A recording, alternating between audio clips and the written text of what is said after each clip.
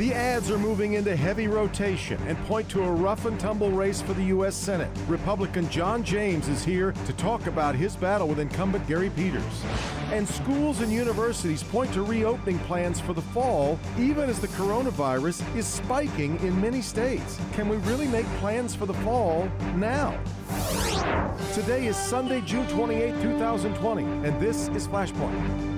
Hi, welcome to Flashpoint. We continue to travel through the summer of 2020 as if we were driving through the rain without any windshield wipers.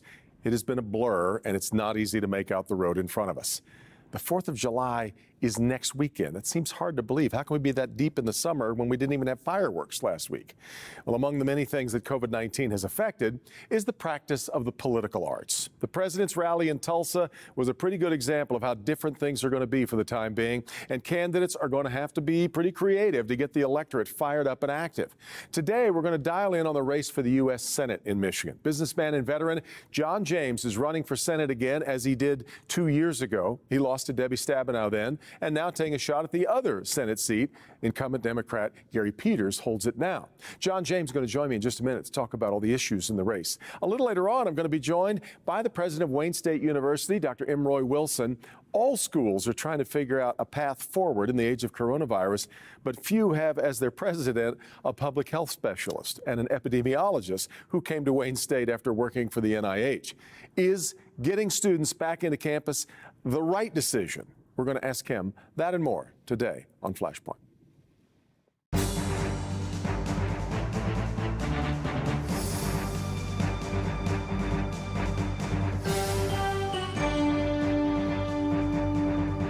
All right, let's start this morning with politics and the race for the U.S. Senate seat that's currently occupied by Democrat Gary Peters. Republican John James was introduced to Michigan voters 2 years ago in his race against Debbie Stabenow. So the introduction's not nearly as necessary this time around. And yet, no shaking hands, no kissing babies in campaign 2020. What do you do? Good to have with us John James joining us via Zoom today. John, good to have you back on Flashpoint. Thanks very much for the time. Thanks for having me, Devin. Let me start with this conundrum of trying to campaign at a time like this. I receive a lot of emails from the Democratic Party saying to me, where is John James? I will also point out I get a lot of emails from the Republican Party saying, where is Joe Biden? I'm not sure where any of you are supposed to be right now, given the problems that we have, but talk a little bit about what it's like to campaign right now.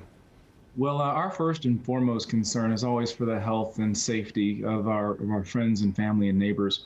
I actually have been saying for quite some time that we need to prioritize people over politics, and by staying home and staying safe and abiding by guidelines is exactly what we've been doing for the past few months. And in the meantime, not only have we been conducting interviews throughout the process is way back when we could do our last in-person events up in Marquette, but also Zoom interviews and engaging with personal phone calls. We've been using our blessings to be a blessing to others from the campaign side.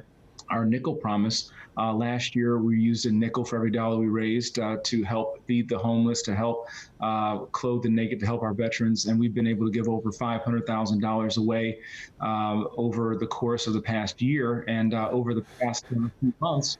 Namely, help during the COVID crisis, $200,000 to an integrated health facility in Detroit that was hardest hit by COVID.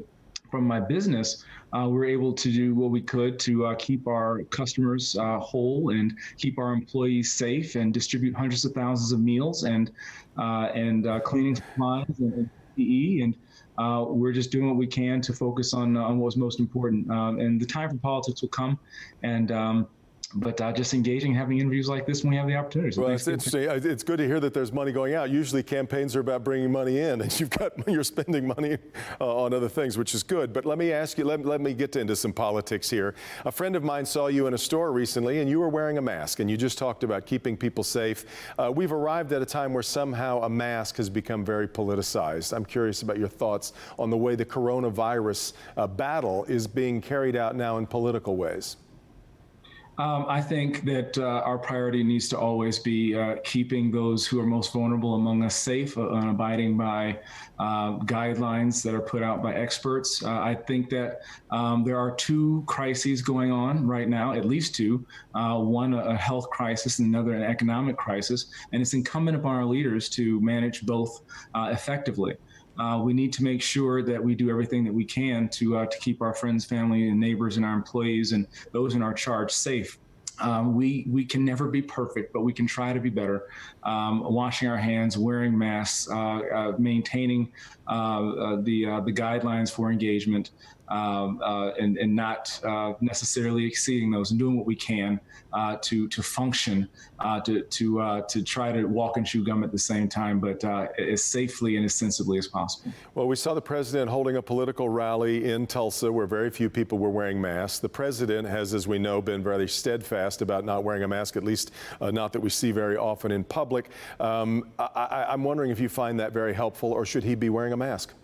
I don't have a problem wearing a mask. In fact, when the president came to talk to African American community leaders right after the COVID crisis that hurt the African American community disproportionately in Detroit, I actually wore a mask in that meeting out of respect to the folks who were around me in that meeting, and also for my family and friends who I'd be coming in contact with.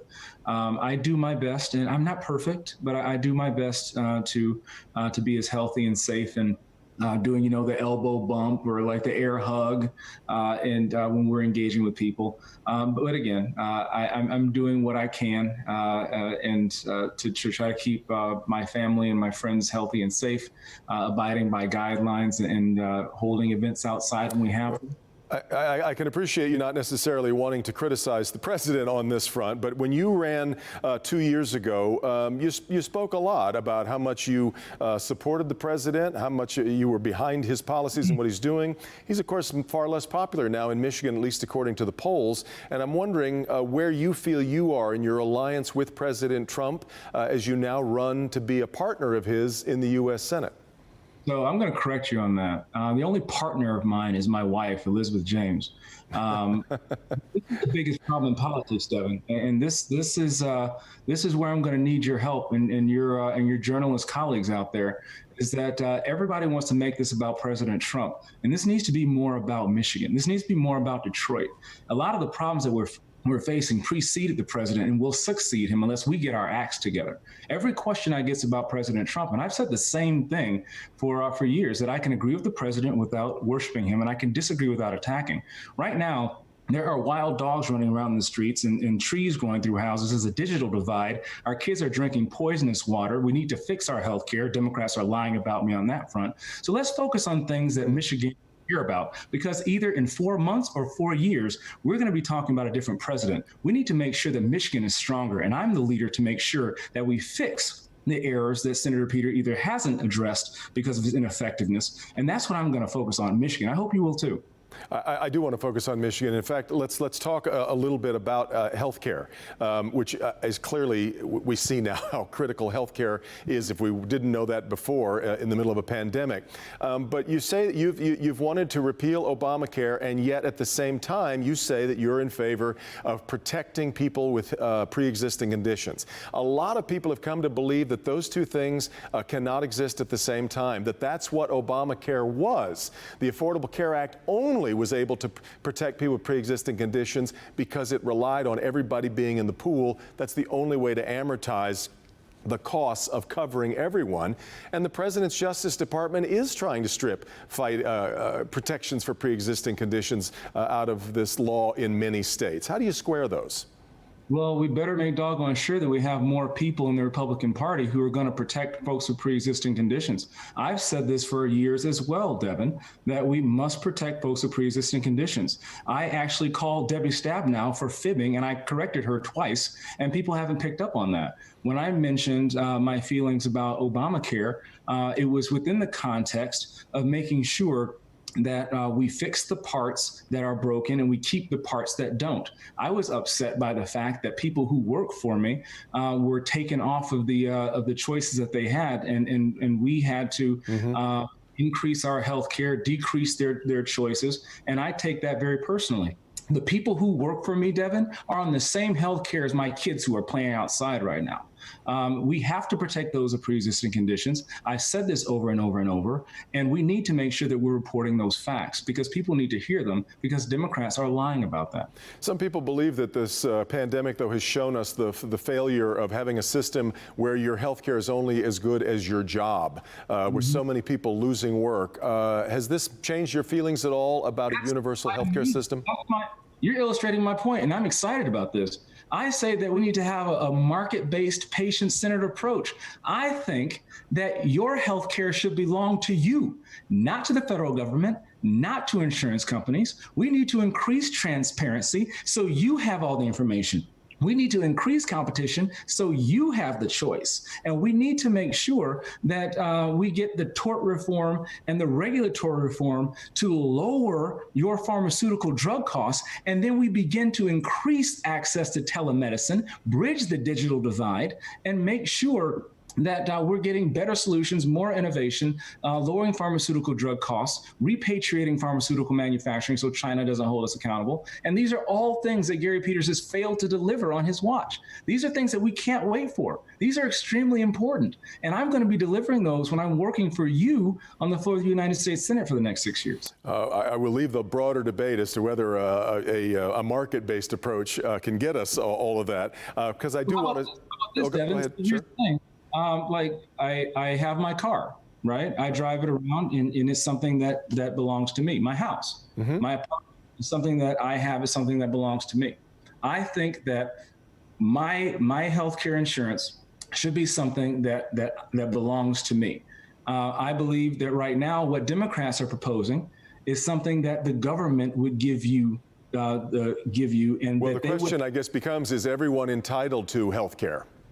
I believe that healthcare is critical concern for everybody, and everybody should have safe, quality, affordable healthcare. And the way to do that is by increasing transparency, increasing competition, and through tort reform, regulatory reform, and executing on this, and not just talking about it. And it's certainly not increasing government control. We need to make sure that we, as individual citizens, have the choices and control to make the decisions about our own lives. And then when we have an accident or we get sick, it doesn't bankrupt us, Devin. So I think that these are all things that can be worked out if you put the partisanship aside and recognize that we need to start taking care of people. That's been elusive, putting partisanship aside. I want to obviously move to, I'd be remiss if we didn't talk about the race problems that have riven America over these last couple of months. I know you must weary of being treated as sort of a unicorn, the black Republican, as you're often described. But at a time like this right now, with race tensions as high as they've been, I'm really curious of whether or not you've developed a prescription for fixing this wound that we have never been able to heal in America. I think a great start is by making sure that we have better representation in the United States Senate. I believe that representation matters, Devin. I believe that if we'd been successful the first time, not only would we have an African American, a black male from Detroit representing us in this peace reform debate, I'd be leading it. I would be representing the people of the state of Michigan. I'd be representing African Americans who for so long have been fighting the power, and now we have the opportunity to become the power. Right now, we vote 95% in one party, Democrat Party. Yeah. And that ensures that neither party works for our vote. Both parties have failed black people. And that is why nothing is changing for black people. The Republican Party doesn't even try, and Democrats neglect us. We need to make sure that we force both parties to treat us the way they're genuflecting for working class white males and for college educated women and for our Jewish friends. They need to work like that for us. We need to think independently. I'm an independent thinker who was raised with conservative values by a pair of Democrats from the Jim Crow South. I'm in the Republican Party, not because the Republican Party blows my skirt up, but because my values economically and morally align more closely with their platform. Now, how can we change what is currently going on in the party? We need to do it from the inside. We need to make sure that we have a seat at both tables, and we need to make sure that we have influence. And so that regardless of what happens, that we can continue this slide that we've seen where African Americans are left on the outside. John, I've only got about 100 questions left that we didn't get to, but I trust that means that we will hopefully have a future conversation to continue this. And I also hope that we will be able to get you and Gary Peters together for a couple of conversations together. Oh, enough. I'm looking forward to it. You got it. Thanks so much for being with us, John. We come back, we'll talk about the plans for reopening universities. Are they a little too hasty? This is Flashpoint on Local 4.